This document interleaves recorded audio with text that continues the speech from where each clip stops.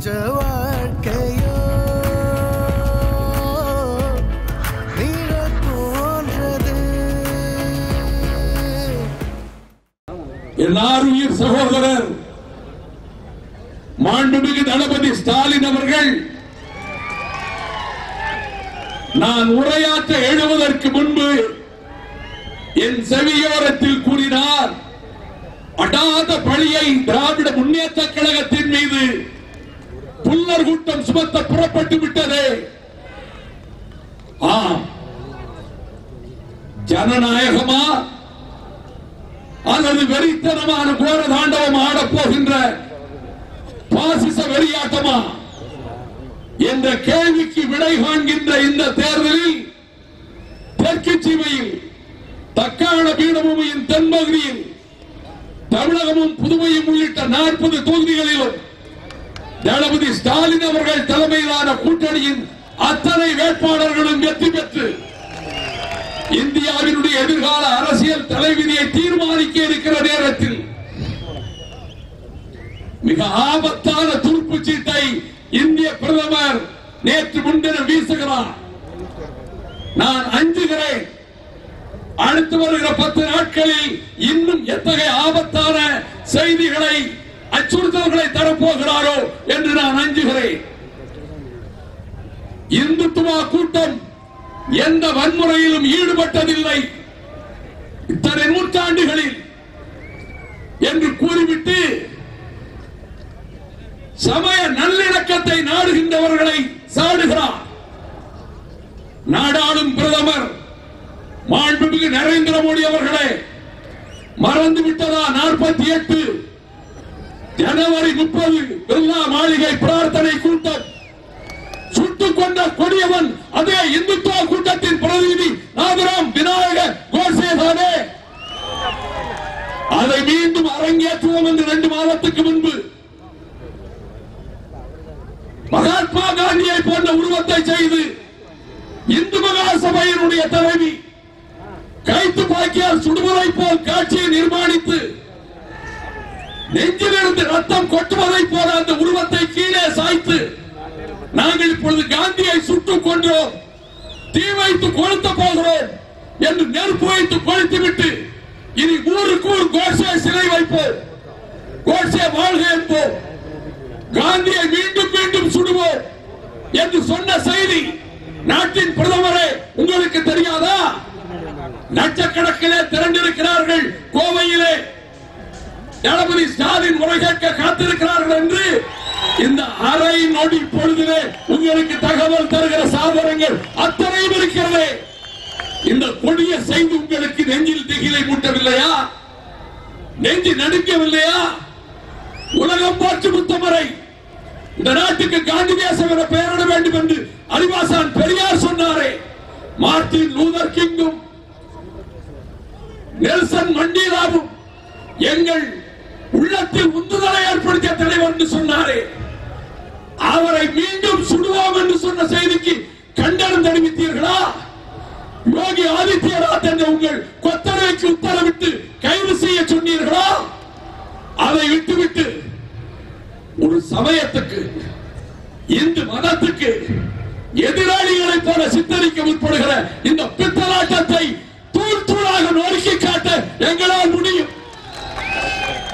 ஓடாத திருவாரூர் தேரை மனுநீதி சோழன் உலவிய அந்த திருவாரூரில் அந்த 4 ரதவீதிகளிலும் செலுத்த வைத்தவர் முத்தமிழ் அறிஞர் அண்ணன் டாக்டர் கலைஞர் அவர்கள். இந்த நாட்டில் இருக்கின்ற ஆலயங்களை போன்ற அழகான ஆலயங்கள் தமிழ்நாட்டில் இருப்பதை போல உலகில் இல்லை, இந்தியாவிலும் இல்லை. நாயன்மார்களும் ஆழ்வார்களும் தமிழ் வளர்த்தனர், தேவார மூவர்கள் தமிழ் வளர்த்தனர். நாமார்க்கும் குடியல்வோம் நமனேஞ்சோம் நரகத்தில் நற்போம் ஏமாப்போம் பிடியறிவோம் என்ற அப்பரடிகள் தமிழ் வளர்த்தார். சிவனியம் மாலியம் அறுபடை வீடுகளிலே திருவிழா, திருவண்ணாமலை தீபச்சுடருக்கு லட்சக்கணக்கான மக்கள், அழகர் ஆற்றில் இறங்கினால் பல லட்சம் மக்கள். இந்த வழிபாட்டு முறைகளை திராவிட முன்னேற்ற கழகம் முழுமையாக வருடங்களாக பாதுகாத்து வந்திருக்கிறது, என்றைக்கும் பாதுகாக்கும் என்பதை நான் கோவை மாநகரிலே தெரிவித்துக் கொள்கிறேன். அதே நேரத்தில் மசூதிகளில் தொழுகை நடக்கட்டும், தேவாலயங்களில் ஜெபிக்கட்டும், சீக்கியர், சமணர், பௌத்தர், பாசிக்காரர், பகுத்தறிவாளர் இணைந்து சமய நல்லிணக்கத்தை நிலைநாட்டட்டும். அன்புக்குரியவர்களே, தென்னிந்தியாவின் மான்செஸ்டர் என்று புகழப்பட்ட இந்த தொழில் நகரமாம் கோயம்புத்தூர் மாநகரம் நரேந்திர மோடி நாசகார ஆட்சியா சரக்கு சேவை வரி திணிப்பால், பண மதிப்பிழப்பு நடவடிக்கையால் 50,000 தொழிற்சாலைகள் மூடப்பட்டு 5 லட்சம் தொழிலாளர்கள் வேலையிழந்து இன்றைக்கு பசி பட்டினி என்று பரிதவிக்கின்றனர். நயவஞ்சகம் நிறைந்த அரசு நரேந்திர மோடி அரசு, தமிழகத்துக்கு வஞ்சகம் செய்கின்ற அரசு. அதனால் தான் கோவையிலே இருந்த மத்திய அரசின் அச்சகம் மூடப்பட்டது, கோவையில் இருந்த மத்திய அரசு கரும்பு ஆராய்ச்சி நிறுவனம் மூடப்பட்டது, திருச்சியில் இருந்த வாழை ஆராய்ச்சி நிறுவனம் மூடப்பட்டது, மேல்நாட்டில் அணை கட்டி என்று 2016 திட்டத்தை வகுத்துக் கொடுத்ததே நரேந்திர மோடியும் அவரது கூட்டமும் தான். 9,512 கோடியில் திட்டத்திற்கு சுற்றுச்சூழல் அனுமதி கொடுத்து விட்டார்கள். இப்பொழுது பஞ்ச பிரதேசமாகிவிடும் எங்கள் தஞ்சை தரணி. மண்டினி ஞானத்து வாழ்வோருக்கெல்லாம் உண்டு கொடுத்தோர் உயிர் கொடுத்தோர் என்று மணிமேகலை அட்சயபாத்திரமாகின்றாரே, திரும்பும் திசையெல்லாம் சென்றல் வயல்கள், செழுங்கரும்பு தோட்டங்கள், வாழை தோப்புகள், தென்னன் தோப்புகள் என்ற இயற்கை எண்ணெயினுடைய சௌந்தரியத்தில் திகழ்ந்ததே அந்த பகுதி எத்தியோப்பியாவாக எலும்பும் தோல்வாக நமது பிள்ளைகள், பேர பிள்ளைகள் பிச்சை பாத்திரம் ஏற்றுகிற நிலைமை ஏற்படுத்த திட்டமிட்டு விட்டார் நரேந்திர மோடி. நிலங்களை விவசாயிகள் விற்பார்கள், அதானி, அம்பானி, வேதாந்தா குழுமத்தினர் அந்த நிலங்களை வாங்குவார்கள். பூமிக்கடியில் 5000 10,000 அடிக்கு கீழே இருக்கக்கூடிய மீத்தேன் எரிவாயு, சேல் எரிவாயு, ஹைட்ரோ கார்பன் எரிவாயு திட்டங்களின் மூலம் இந்திய அரசுக்கு லட்சக்கணக்கான கோடிகள் ஆண்டுதோறும் கிடைக்கும். இந்த கம்பெனிகளுக்கு ஆயிரக்கணக்கான கோடிகள் கிடைக்கும். நாங்கள் அழிந்து போவோம், பஞ்சை பராரிகளாவோம். 4 வருஷ பஞ்சத்திலாவது பிற நாடுகளுக்கு பிழைக்க சென்றார்கள் எங்கள் வருங்கால சந்ததிகள். என்ன ஆவது? இதை எதிர்க்கின்ற துணிச்சல் இங்கே இருக்கக்கூடிய அடிமை சேவலம் செய்கின்ற நரேந்திர மோடி, அமித்ஷா பேரை சொன்னாரே, உச்சந்தலை முதல் உள்ளங்கால் வரை சர்வாங்கமும் நடுக்க வெடிக்கின்ற அடிமை சேவலம் செய்கின்ற எடப்பாடி பழனிசாமி அரசு அதை எதிர்க்க முடியாது. காரணம், மிரட்டுகிறது. பருப்பு பேர ஊழல் 400 கோடியிலே, இன்னொரு பக்கம் மிரட்டுகிறது. ஆம்னி பஸ் பேர ஊழல் 300 கோடியிலே, இன்னொரு பக்கம் மிரட்டுகிறது. கல்வித்துறையில் கல்வி புனைவேந்தர்கள் நியமன ஊழலிலே, மதிப்பெண் ஊழலிலே. அதனால் தான் என்னரும் கோவை மாநகரத்தில் திரண்டிருக்கிற மக்களே, படித்த பட்டதாரி இளைஞர்களே, இல்லங்களில் இருக்கக்கூடிய உங்கள் பிள்ளையிடம், உங்கள் மகளிடம், உங்கள் அக்கா தங்கையிடம் சொல்லுங்கள். படித்துவிட்டு வேலை இல்லாதவர்களுக்கு இந்தியாவில் அதிகமான வேலையில்லா திண்டாட்டம் இந்த 5 ஆண்டுகளில் தமிழ்நாட்டில் மத்திய அரசு புள்ளி விவரம் தருகிறது 6.2% என்று. ஏன்? போர்டு கம்பெனி விரிவாக்க தொழிற்சாலை இங்கே சென்னைக்கு பக்கத்திலே வர திட்டமிட்டது. எடப்பாடி பழனிசாமி அரசு கேட்ட கமிஷன் தொகையில் மிரண்டு நான் குஜராத்துக்கே போகிறோம் என்று போர்டு கம்பெனிக்காரன் போய்விட்டார். ஜப்பானின் இசூஸ் கம்பெனி வந்தது. சென்னை பகுதியில் தமிழ்நாட்டில் தொழிற்சாலை அமைக்கிறோம், 10,000 பேருக்கு வேலை கொடுப்போம் என்று முதலீட்டிலேயே பாதி தொகையை கமிஷனாக கேட்டார்கள். அவன் ஸ்ரீ சிட்டி நகரத்துக்கு போகிறோம் என்று போய்விட்டான். ஹோண்டா பைக் நிறுவனம் சென்னைக்கு அருகிலே தொழிற்சாலை அமைக்க வந்தது. இவர்கள் கேட்ட கமிஷனில் அவன் சித்தூருக்கு ஓடி போய்விட்டான். பிரான்ஸ் நாட்டினுடைய அல்சோ கம்பெனி மெட்ரோ ரயில் பெட்டி தயாரிக்கும் தொழிற்சாலை சென்னையை தேர்ந்தெடுத்தது. இவர்கள் கேட்ட கமிஷனில் ஸ்ரீ சிட்டி நகரத்துக்கு போய்விட்டார். கொரியாவின் கியா மோட்டார் தொழிற்சாலை 7,950 கோடி ரூபாய் முதலீட்டில் இங்கே ஆரம்பிக்க வந்தது. இவர்கள் மொத்த நிலத்தின் மதிப்பை விட 50% கமிஷன் கேட்டார்கள். அவன் போய்விட்டான். அதே நேரத்தில் என் அரும் தமிழ் மக்களே, இந்த நரேந்திர மோடி அரசு கார்பரேட்டுகளின் அரசு முகத்துக்கு நேராக சொன்னேன். You are an agent of corporate companies என்று நாட்டு மக்கள் நினைக்கிறார்கள். அவனால் தான் விஜய் மல்லையா உங்கள் அன்பிருந்த நண்பர் 9,000 கோடி ரூபாய் மோசடி செய்துவிட்டு 3 வங்கிகளிலே வெளிநாட்டுக்கு தப்பிச் செல்ல வழிவகுத்தீர்கள்.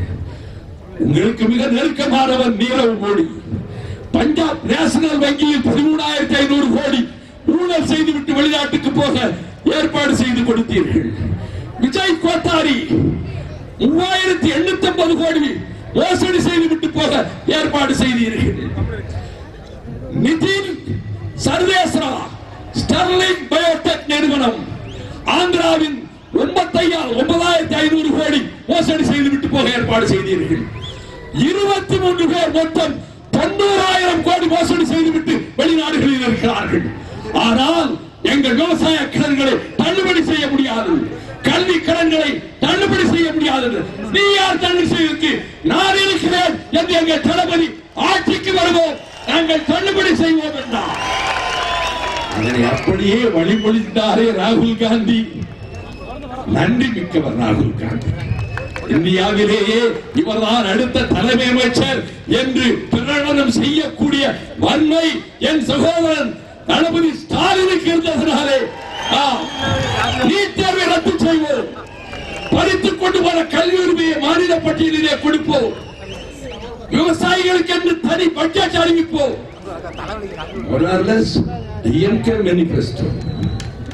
காங்கிரஸ் தப்பான இருக்கு. காங்கிரஸ் மேனிபெஸ்டோ பார்த்து விட்டு தலைப்பை பார்த்தேன், இது என்ன மேனிபெஸ்டோ? டிஎம்கே மேனிபெஸ்டோ மாதிரி இருக்கிறது.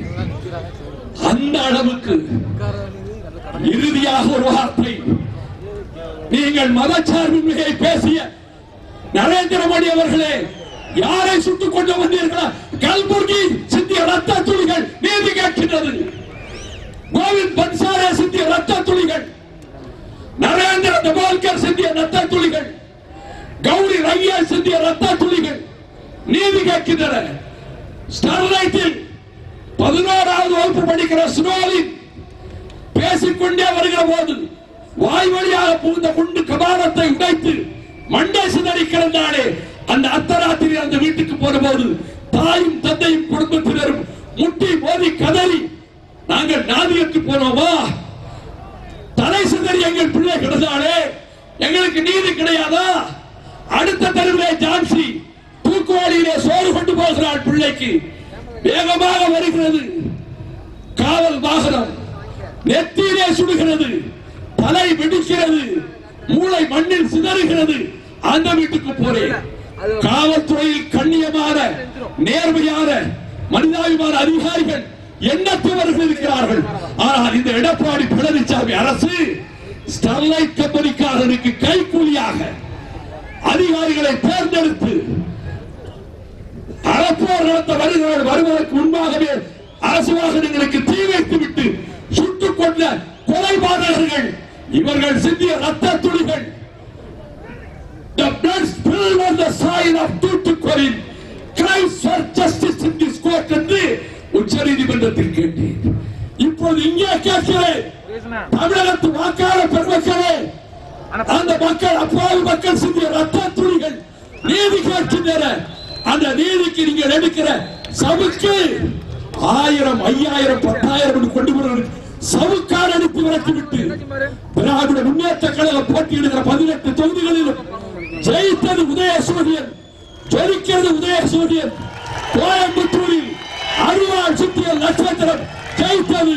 அமைப்போம் திராவிட முன்னேற்ற கழக ஆட்சியை. வணக்கம்.